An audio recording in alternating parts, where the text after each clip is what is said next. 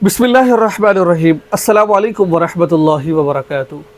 मुझे एक बहन कहती है, मौलाना साहिब एक तलाक याफ्ता औरत है, हमारे मोहल्ले में रहती है और वो कहती है मुझे आपसे मोहब्बत है, मेरे साथ आया करो, गले मिला करो और रात मेरे साथ गुजारो।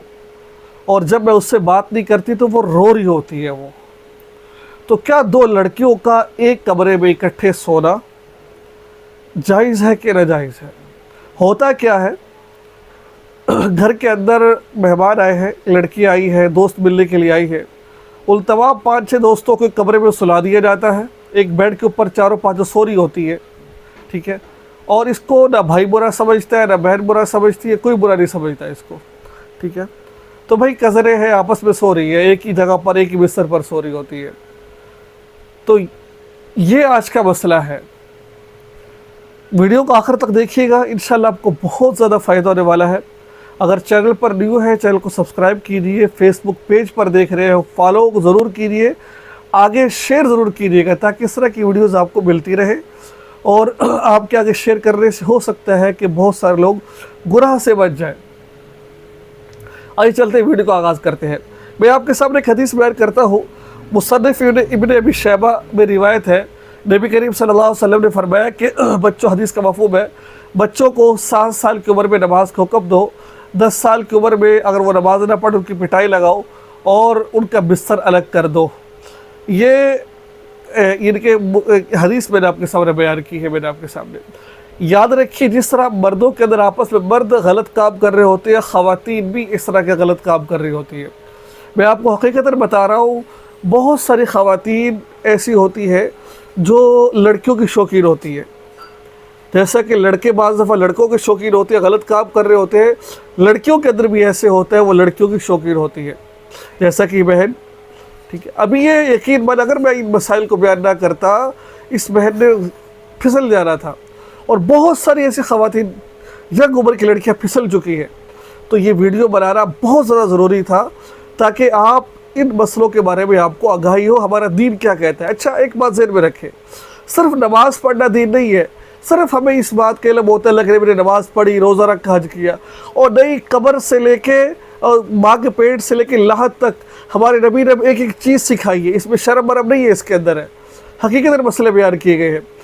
तो अब होना क्या था कि अगर आपके घर में कोई ऐसी खातून आती है जो आपका वसफ़, आपकी सिफत दूसरे मर्दों के सामने करती है, औरतों के सामने करती है, भाई उसका तो जिसका बड़ा खूबसूरत है, उसकी फ़लाँ चीज़ बड़ी खूबसूरत है, तो औरत को चाहिए कि उससे भी पर्दा करे।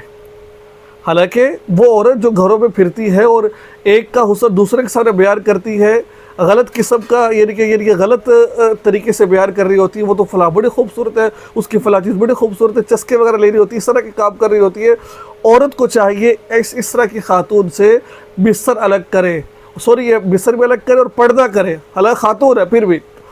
और देखिए, इस हदीस के अंदर, इस हदीस में क्या बयान किया गया है कि 10 साल की उम्र में नमाज का हुक्म करो, मारो और बिस्तर अलग करो।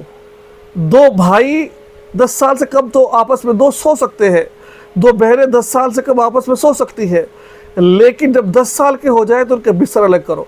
अगर जगह तंग है, छोटी जगह है, घर नहीं है, बड़ा नहीं है, एक ही बिस्तर है, तो ऐसा करो। मैं नहीं कह रहा, मैं और आपके हबीब हज़रत मोहम्मद सल्लल्लाहु अलैहि वसल्लम कह रहे, मैंने आपको हवाला दिया है। वो फरमा रहे हैं कि भाई जब दो बहनों को आपस में लुटाया जाए तो दरमियान में क्या करो, गोल तकिया लगा दो, कोई ऐसी चीज़ लगाओ ताकि उनका जिस्म आपस में अटैच ना हो।